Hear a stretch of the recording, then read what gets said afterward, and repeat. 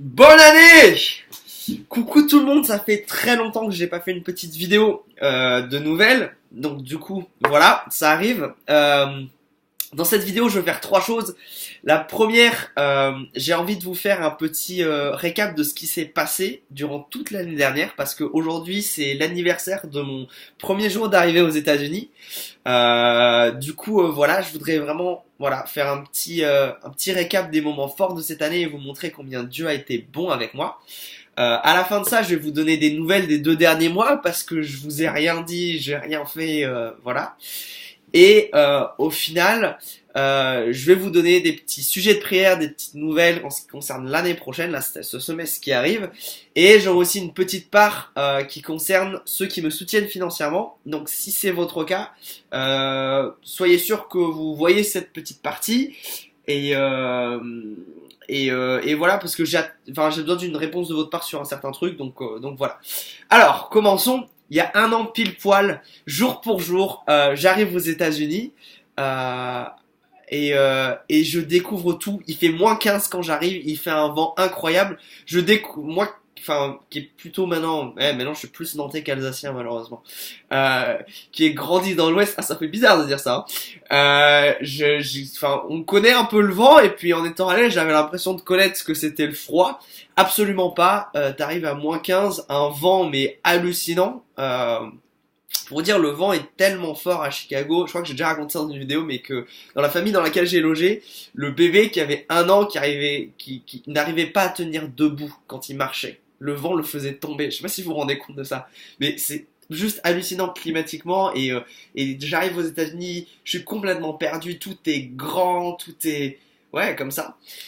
Et du coup, je suis pris en charge par la famille Romo et c'est une vraie bénédiction et je veux juste vous expliquer pourquoi. Premièrement, c'est une bénédiction parce que c'était le meilleur moyen de découvrir la culture américaine. Vivre avec une famille, c'est tellement mieux que de vivre tout seul pour comprendre ce qui se passe autour de moi, comprendre ses valeurs, comment cette société marche et aussi, alors après dans un deuxième temps, c'est aussi une vraie bénédiction parce que matériellement j'ai rien payé, j'étais nourri, j'étais logé et ça c'est un confort, j'ai pas besoin de me préoccuper de tout ça, je peux vraiment me concentrer que sur mon apprentissage de la culture, de la langue et des cours. Ah mais ça vous pouvez pas vous imaginer comme c'est une grâce, sans nom. Et c'est génial parce que dans cette famille il y avait des enfants et moi qui aime les enfants, c'était vraiment une joie d'en avoir parce que forcément mes cousins, ma famille, les enfants de l'église, tout ça, ça me manquait et forcément d'avoir ça, c'était vraiment trop cool de ce point de vue-là. Voilà et c'est aussi génial parce que c'est des militaires. Et ça a permis aussi pour moi de détruire un certain nombre de clichés, mais aussi comprendre quel est le rapport de ce peuple par rapport à la guerre, etc., qui est pas du tout le même que nous. Et du coup, je pense que c'était extrêmement important pour ma compréhension des gens. Et c'était un vrai foyer, quoi. Enfin, je sais pas, c'est des gens, à chaque fois que j'avais besoin d'aller quelque part, ils me déposaient, ou voilà, si j'avais vraiment besoin de quelque chose, fallait pas que j'hésite. Vraiment, et ils ont été tellement, bons avec moi. C'est incroyable, quoi. Merci les Romo. Et puis la manière dont ça s'est fait, je crois que j'ai déjà raconté dans une des premières vidéos, mais ça allait tellement vite, parce que vous savez, en fait, comme ils sont logés par l'armée dans un quartier résidentiel, tu peux pas faire venir n'importe qui chez toi, et c'est assez compliqué d'habitude. Et là, ça s'est passé très vite et c'est extraordinaire. Et le plus extraordinaire, je crois que c'est j'ai envoyé un mail au pasteur de l'église à laquelle je vais, enfin ma tante l'a fait pour moi, parce que mon niveau d'anglais c'était même s'il n'est pas toujours ouf, mais là c'était carrément catastrophique, en lui demandant si éventuellement quelqu'un pouvait me loger. Il savait pas, le dimanche d'après, ces gens-là arrivent dans l'église et lui disent on a vraiment à cœur d'accueillir les missionnaires, les gens comme ça qui arrivent. Et il leur a parlé de moi et ils ont été convaincus par l'Esprit Saint de dire immédiatement oui, quoi. Donc c'est incroyable, c'est trop bien. Donc du coup ça c'était pour janvier. Février ça a vraiment été pour moi la découverte de l'église. et une belle découverte. J'avais beaucoup d'attentes envers Harvest. J'avais lu le bouquin du fondateur de cette église-là pour vous dire. Mon anglais est pas terrible, hein, et c'est un bouquin de 300 pages. J'ai pris 2 semaines à le lire enfermé dans ma chambre avec un dictionnaire pour comprendre quoi ce bouquin-là. Et la vision qu'il développe de l'église m'a fait tellement rêver que j'avais des très hautes attentes et je me disais mais est-ce que c'est plus que des mots, est-ce que c'est une église qui arrive à vivre, etc. Et oui, et concrètement, mais pour moi c'était l'explosion quoi. Fin février, je faisais déjà ma demande pour être membre, je servais parmi les enfants et j'étais super enjoué d'aller au culte. Pour vous dire, le samedi je me couchais tôt pour que ça passe plus vite, parce que le samedi c'est horrible, c'est juste avant le dimanche, et pour qu'on arrive au dimanche matin et qu'on puisse enfin aller au culte quoi. Et j'aimais tellement ces temps-là parce que février c'était aussi le début du moment où tu comprends que je viens d'une autre culture et qu'on est différent. Et à partir de ce moment-là et même toujours maintenant, l'église c'est un vrai lieu de refuge parce que il y a plus tellement de culture qui il y a beaucoup moins l'influence culturelle, je trouve, et on est juste là à adorer le même Dieu, à chanter les mêmes chants, et, euh, et à écouter la parole de Dieu, et c'est universel, et ça c'est tellement beau. L'église, ça a vraiment été mon lieu de refuge spirituel quand j'en avais besoin, quand les temps étaient un peu plus durs émotionnellement, me retrouver parmi des frères et sœurs, c'était vraiment le meilleur, quoi. Donc février, c'était plutôt ça. Mars, ça a été le mois de mon cours d'évangélisation. Je pense que j'en ai parlé à chaque vidéo. Je me demande même si j'ai pas fait une vidéo par semaine sur cette période-là. Mais c'était vraiment la découverte de ce cours-là et je l'ai tellement aimé pour la simple et bonne raison que nos devoirs c'était aller dans la rue et parler aux gens de Jésus. Moi, ça s'est retrouvé à aller dans le pub local, aller voir les poivreaux. Vraiment une expérience inoubliable, mais aussi cette sortie d'évangélisation pour aller voir, pour aller dans le quartier gay de Chicago et évangéliser une nuit mais incroyable. Et avec un autre, ça je sais pas si j'en ai parlé dans la vidéo, mais j'avais pas de téléphone qui marchait à l'époque aux États-Unis, j'avais pas de forfait. Et le téléphone qu'on m'avait prêté pour faire office de GPS ne marchait plus. Et du coup, j'ai roulé 1 heure et demie de Chicago tout seul à la maison des Romos sans aucune indication. J'ai vraiment vécu l'éternel et la lumière sur mon sentier, quoi. C'était vraiment géant. Et ouais, un souvenir très marquant pour moi. Après, au niveau du mois d'avril, c'est là qu'on commençait. Donc là, j'étais vraiment à fond dans les cours. J'avais vraiment le rythme scolaire qui était intégré. Et c'est là où on commençait à arriver les premières difficultés avec les profs. Ça a été aussi, voilà, pour moi l'occasion de nombreuses gaffes. Mes premiers devoirs à rendre aussi. Et voilà, la pression de te dire que écrire en anglais, ça te prend beaucoup plus de temps qu'en français, il faut beaucoup plus que tu réfléchisses et tu fais des tonnes d'erreurs et tu te demandes si tu progresses. J'en profite pour remercier ma tata Anne, mais sans qui ça serait pas possible. Elle corrige tous mes devoirs, je sais pas si vous vous rendez compte. Je lui ai envoyé la dernière fois un truc de 15 pages à corriger. Elle me l'a fait en un temps record. Enfin, tata, merci. Sans toi, ça serait vraiment pas possible de ce point de vue-là. Donc voilà, avril c'était un peu plus dur. Et puis après on arrive à mai et c'est les examens. Et je m'en sors très bien. C'est aussi une vraie découverte à ce niveau-là de comment les examens ça se passe. C'est très différent de ce que j'ai pu connaître à la fac. Et puis c'était aussi l'occasion de voir ma famille en Indiana. Et c'était vraiment un très bon temps avec eux. Le frère de mon papa vit aux États-Unis et j'ai pas l'occasion souvent de le voir, lui et toute la famille et mes deux petits cousins, et c'était vraiment un temps béni en famille, ouais, de les voir et parce que finalement de ce côté de la famille c'est mes seuls cousins et j'ai pas tellement l'occasion de les voir, donc j'ai vraiment trop apprécié ce temps ensemble. Et puis fin mai, on prend l'avion, je reprends l'avion direction la France, où je suis accueilli par ma maman à l'aéroport, qui prend un jour de congé exprès pour venir me chercher à Charles de Gaulle, avec, et ça maman je te dirai jamais assez merci pour ça, du beurre, de la baguette et du fromage. Oh là là, j'avais même pas faim en arrivant mais je l'ai dévoré. Je pense que j'ai mangé que ça pendant une semaine. Et donc juin, juillet, c'était vraiment le retour en France, un vrai temps de ressourcement, de revoir l'église de Rosé, de revoir les amis, de revoir la famille, mais aussi un vrai temps de bénédiction parce que je reviens aussi pour travailler. Premier jour où je vais à l'agence d'intérim avec laquelle j'ai déjà bossé, ils me disent que bah, vu que je suis pas là en août, parce que mes cours reprenaient fin août, ça va être super compliqué. Et bon, je m'attendais pas du tout à ça parce que la dernière fois j'ai été pris, en 5 minutes c'était réglé. Du coup je sais pas quoi faire, je passe une journée entière derrière à faire toutes les agences d'intérim de Rosé et d'aller chercher du boulot quoi. Et je sors, fin de journée, j'ai un chantier à l'autre bout de Nantes pour aider à porter des machins.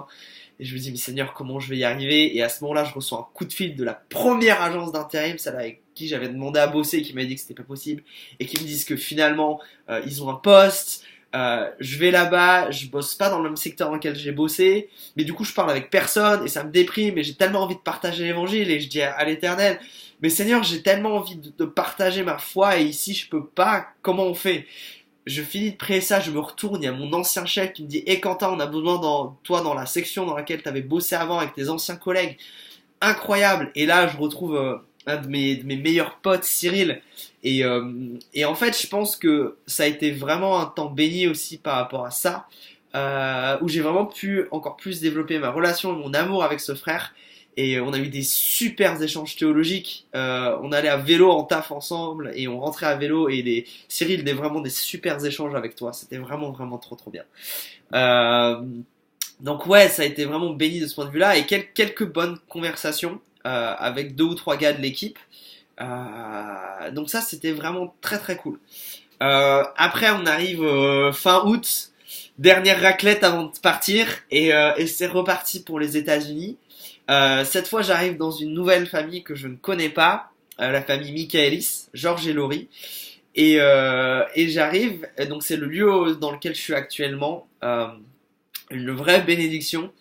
Les gens riches, les plus généreux que j'ai jamais vus. Je sais pas si vous comprenez l'idée. Des gens extrêmement généreux et je vis du coup dans leur pool house, donc c'est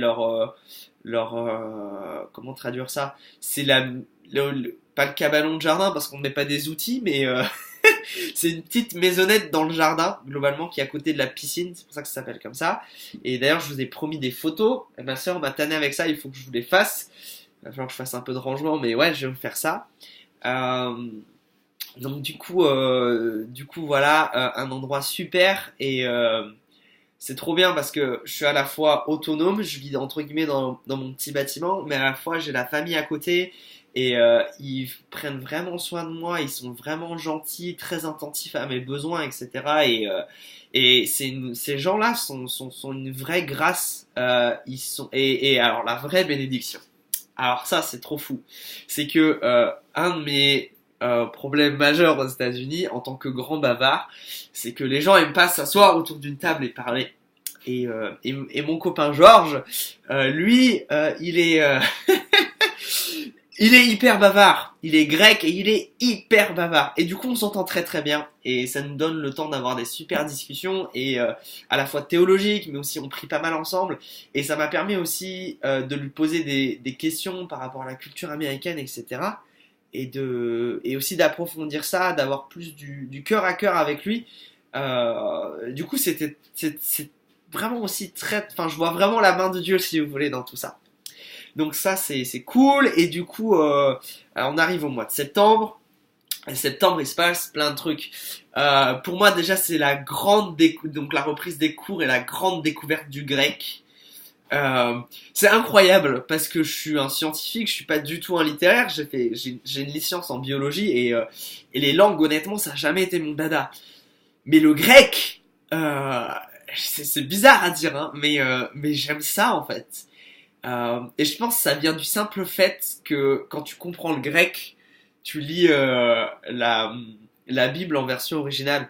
Ça fait un peu le même effet pour ceux d'entre vous qui parlent un peu anglais quand tu commences à regarder des films en anglais avec la vraie voix des acteurs, tu te rends compte que la VF c'est vraiment pourri. Je sais que ça fait très snobinaire de dire ça, mais quand t'es capable d'écouter en VO sous-titré ou juste en VO, Euh, il y a aussi des vannes dans la langue originale que tu comprends, que tu comprenais pas, par exemple, quand c'est traduit en version française.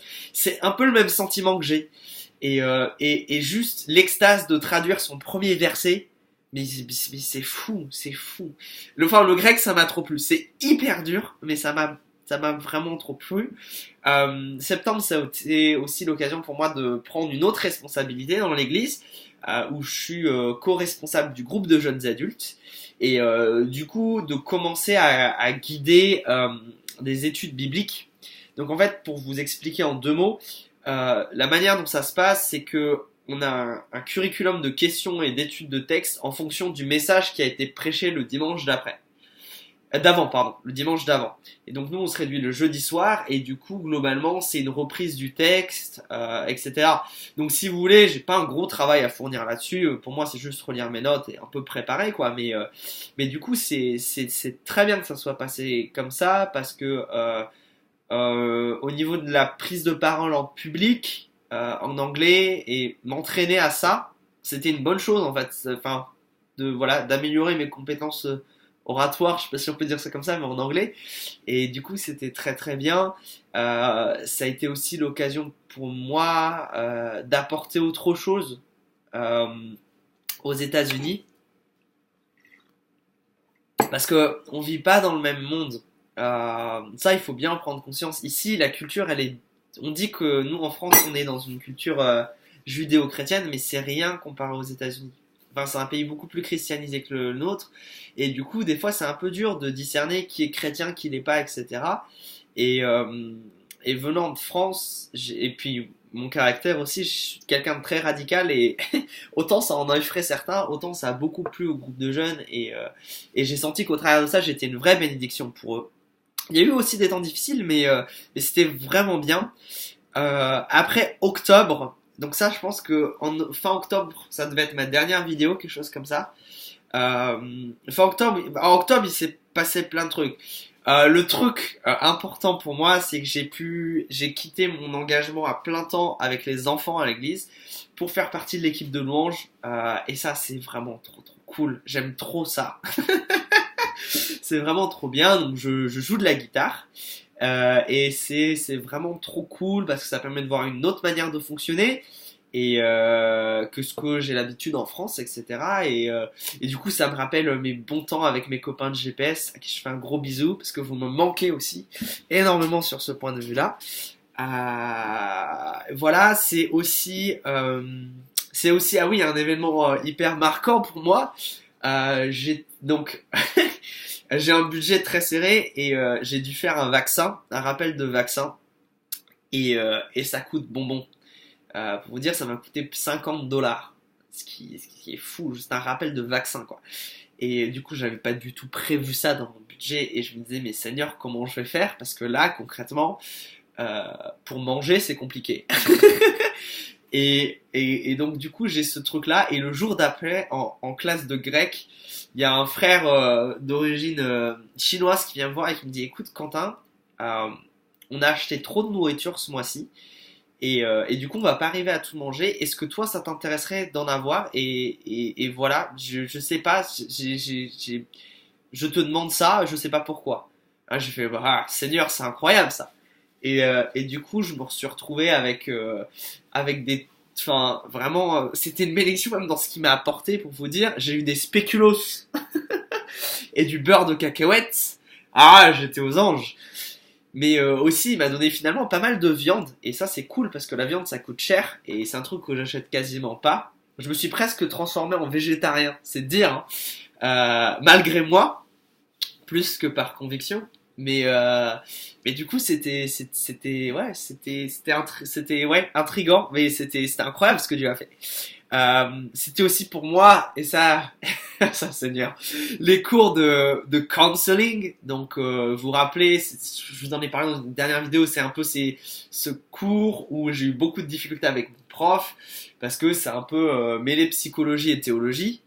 Et du coup, voilà, ça m'a posé beaucoup de problèmes. Comme prof, voilà, me dit que Jésus était dépressif et un bon nombre de trucs que j'ai envoyé à certains d'entre vous qui sont un peu foufous, disons ça comme ça. Mais du coup, c'était une bonne expérience parce que dans le sens où ça m'a permis de voir ce point de vue-là et ce côté des choses entre guillemets, qui n'est pas du tout le mien, et du coup ça me donne une vision plus plénière. Et quand je parle de cet autre mouvement de pensée, je suis pas caricatural, je sais un peu plus de quoi je parle, et du coup au final ça m'a renforcé dans ma conviction première. Euh, donc c'est très bien. Donc c'est vraiment très bien. Et voilà, mois d'octobre, c'était aussi un mois riche, parce que j'ai rendu mon premier essai en théologie. C'était super comme temps de préparation, un temps de remise en question aussi, parce que j'étais trop confiant et trop orgueilleux par rapport à ça, et l'Éternel m'a vraiment remis à ma place, et je le loue pour ça. C'est aussi une vraie expérience à la fois intellectuelle et vraiment de relation avec Dieu. Et c'est ça que j'aime, et c'est ça que j'ai appris, et c'est ça que j'ai envie de vous partager aussi. Pour moi, un des grands points forts, c'est que mes études de théologie, je les vis vraiment comme un dialogue constant avec Dieu. Ça peut paraître un peu fou dit comme ça, mais vraiment quand je lis un truc, des fois je m'arrête et je parle à Dieu. Simplement je dis, mais Seigneur, t'en penses quoi de ça? Comment je peux justifier ça? Ou quand je lis par exemple l'histoire de l'Église, je dis, mais Seigneur, mais comment on en a pu en arriver là et dévier aussi loin? Ou simplement dire, Seigneur, mais t'es merveilleux dans le renouveau que t'as permis. Et mes études de théologie, ça devient ça, un vrai dialogue avec Dieu.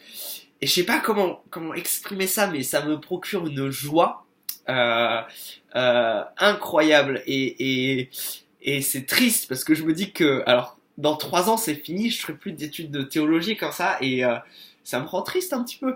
Mais c'est trop bien et j'en profite à fond, et c'est vraiment ça. Je me concentre à fond sur les études parce que c'est trop bien. Vraiment, et ça, louez Dieu avec moi, mes études me plaisent. Euh, La biologie c'était bien, mais pas à ce point-là. Du coup, novembre, là aussi, un temps fort. Alors déjà, il y a eu Thanksgiving. Donc c'est cette fête qu'ils ont aux États-Unis pour célébrer l'arrivée des premiers colons en Amérique, et le fait que dans ces hivers difficiles, ils ont été par les Indiens, ils ont partagé des trucs. Du coup, un grand temps que j'ai passé avec la famille chez qui je vis. Du coup, ça a été pour moi l'occasion aussi de connaître un peu plus les enfants de ces personnes-là, parce que ouais, les gens chez qui je vis, ils ont la soixantaine passée. Du coup, voilà, de connaître leurs petits enfants aussi, etc. Un peu la famille élargie, de manger des bons trucs. Et la tarte au potiron, c'est pas si mauvais. On peut pas en manger plus qu'une part, mais c'est très spécial, on va dire ça comme ça. Et du coup, voilà, un bon temps, juste pour se poser, etc. et rendre grâce à Dieu. Et du coup, c'était cool parce qu'on l'a fait aussi en église. Et du coup, j'ai dit merci publiquement pour vous tous, globalement, qui me soutenez, que ça soit dans la prière, que ça soit par vos petits messages, que ce soit financièrement, et voilà. Et du coup, ouais, c'est vraiment, ça a été une occasion pour moi de vraiment dire merci pour vous tous.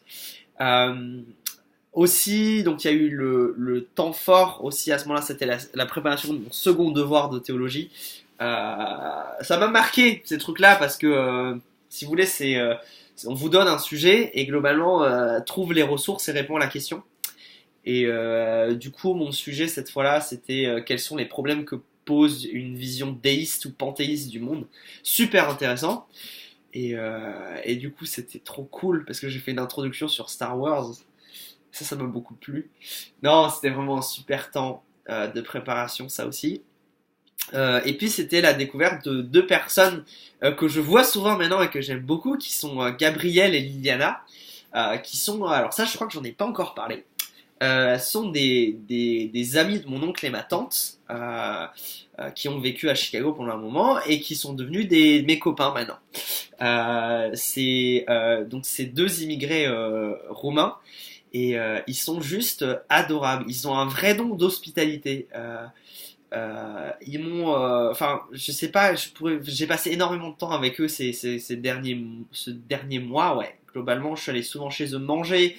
On a allé voir Star Wars ensemble, ils m'ont invité au resto, ils ont fait des courses pour moi, ça aussi ça m'a fait beaucoup plaisir, ils m'ont amené de la nourriture, trop bien.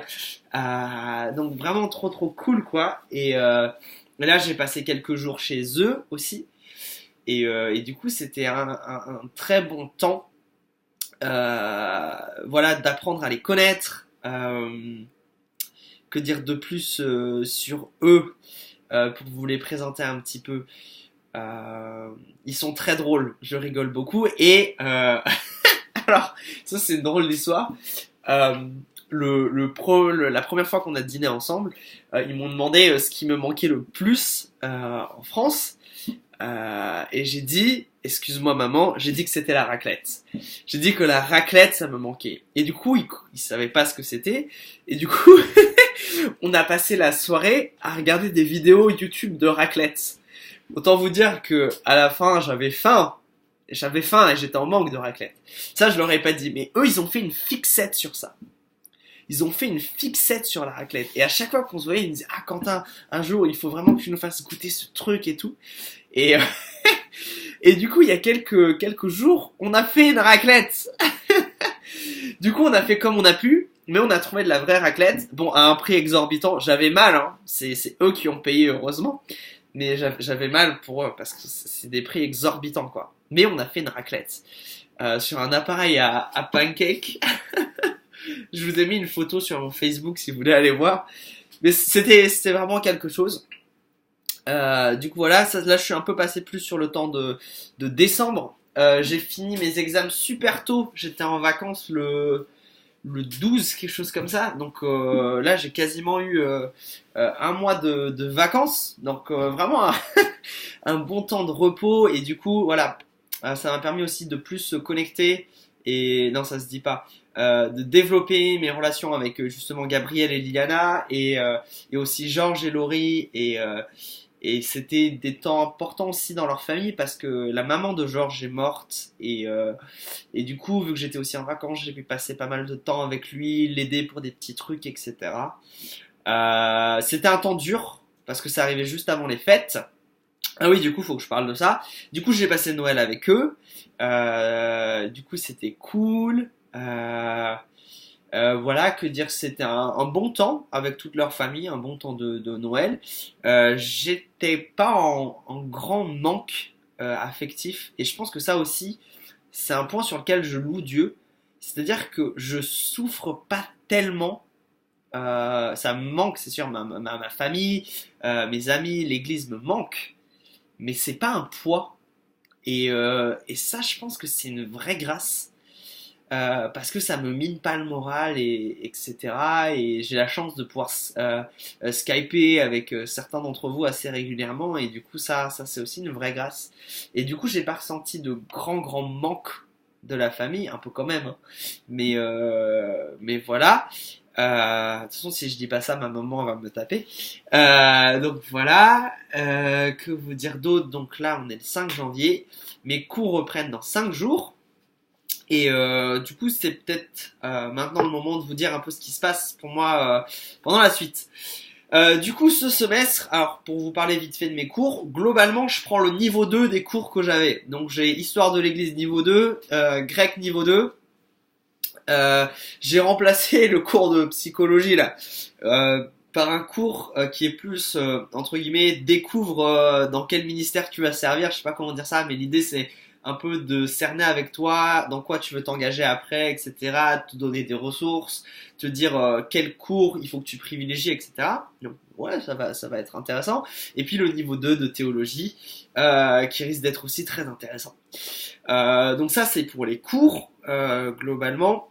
Je me réjouis du coup parce que encore du grec, et techniquement, normalement, à la fin de ce semestre-là, j'ai toutes les armes pour rentrer dans les cours plus avancés où on fait plus de l'apprentissage de la langue, mais on l'utilise pour comprendre la Bible. Donc j'ai trop hâte. Voilà. C'est aussi il y a quelque chose de fort qui va arriver pour moi aussi, c'est que ils m'ont demandé que maintenant au groupe de jeunes, je fasse pas seulement que suivre la trame narrative, mais que j'apporte des petites études bibliques. Et ça, c'est une vraie grâce parce qu'il me demande de prêcher au groupe de jeunes.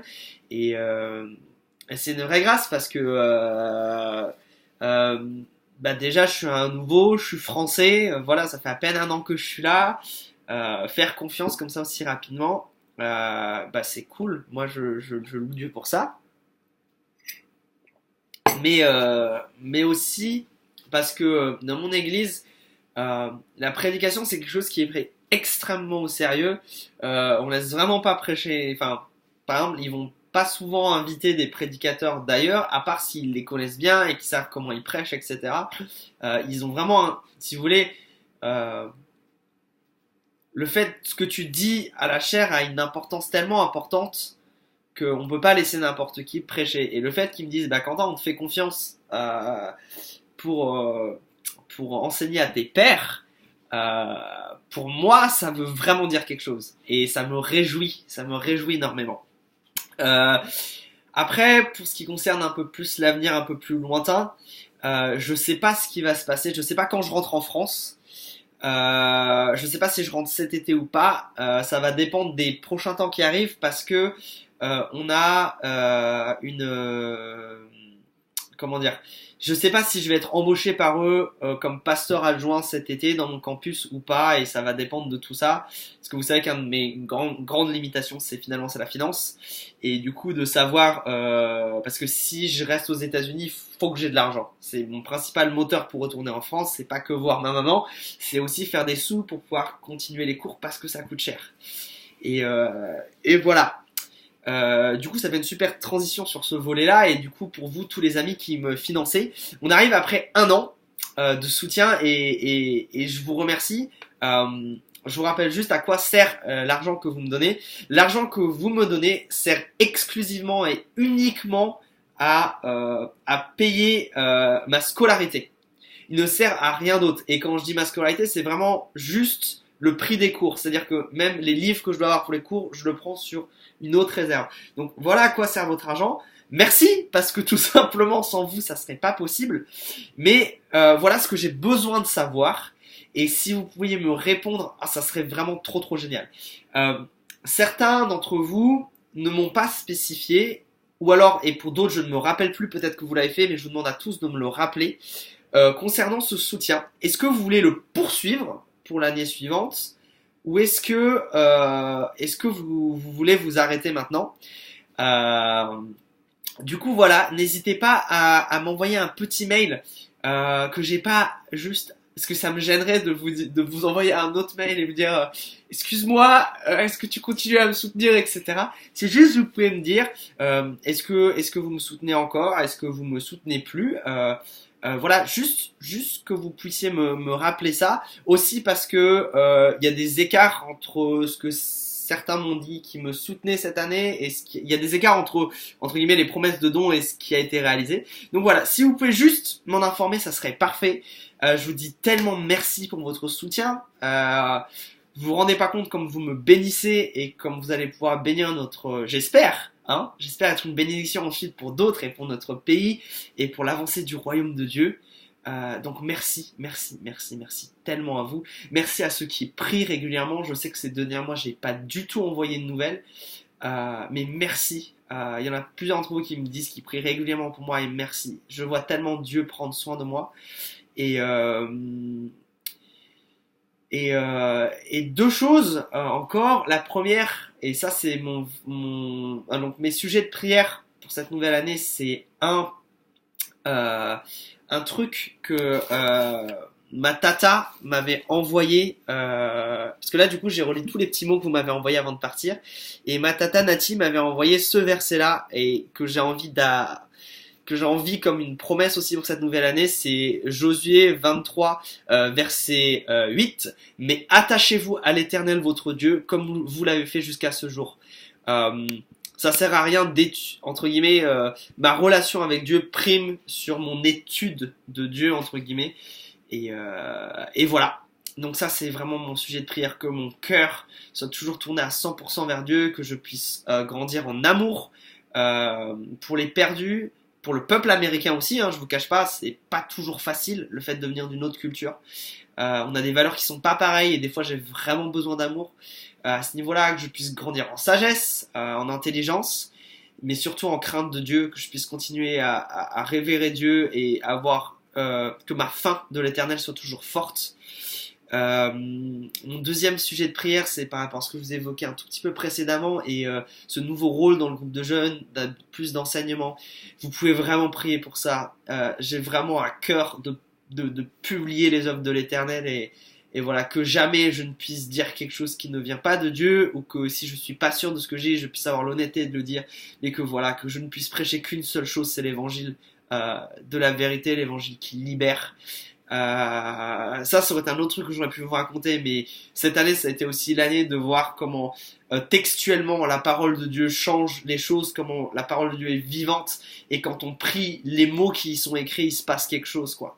Et j'ai vu beaucoup de vies transformées cette année aussi au travers de ça. Et le dernier sujet de prière qui est hyper important pour moi, c'est le fameux bouquin que j'ai évoqué au tout début, qui m'a fait finalement découvrir un peu l'église dans laquelle je suis aujourd'hui. On a peut-être une piste pour le traduire en français, et c'est ma grande prière. Si vous voulez, dans mon futur ministère, j'envisage de travailler avec l'église avec laquelle je suis actuellement et implanter une église en France.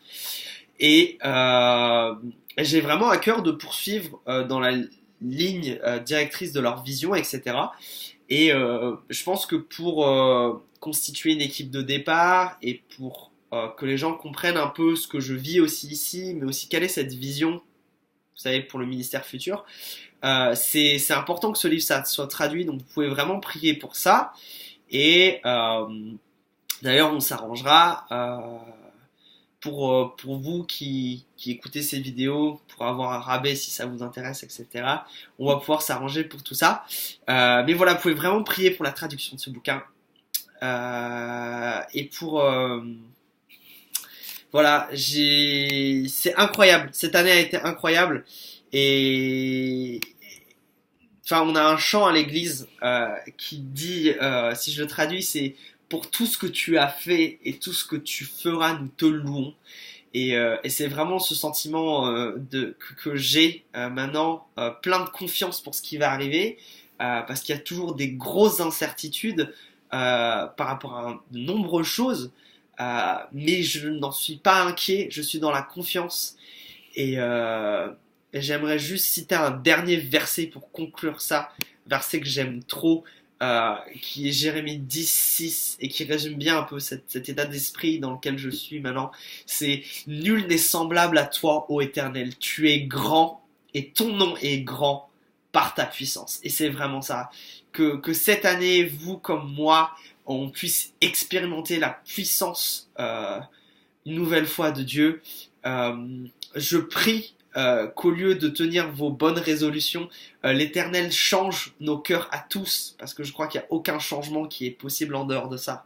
Que l'Éternel puisse transformer nos cœurs, que nous soyons tous plus des serviteurs d'amour, toujours plus prêts à sacrifier tout ce que nous avons pour l'unique gloire de Dieu et la cause de l'Évangile. Mes chers amis, je vous embrasse, je vous fais d'énormes bisous et je vous dis à une prochaine vidéo. Salut!